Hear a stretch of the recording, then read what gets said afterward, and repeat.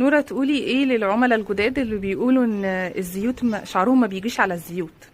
ايه؟ بصي، الزيوت التجارية بره معظمها متضاف عليه بارافين، الى جانب ان المنتج التجاري دايما هيبقى عليه مواد حافظة.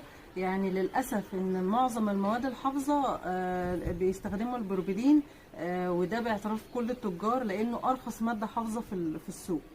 فدي مشكلة الزيوت اللي بره. فانت مش حكاية مشكلة شعرك مع الزيوت، هي مشكلة ان الحاجات اللي متضافة للزيوت والسيرامات هي اللي بتأذي شعرك، والسيليكون طبعا والكلام ده. طبعا طالما ما فيش الكلام ده، والزيوت بيور متضافة على بعضها بنسب معينة بحيث ان الشعر يبقى يدي احسن نتيجة للشعر من ترطيب يعني وحفظ للزيوت الطبيعية وتغذية وكل الحاجات الحلوة دي. يعني تقولي في الاخر ان تجربتك مع ما سيرم تحكميش وزيوت بيها تالا دي على تجربة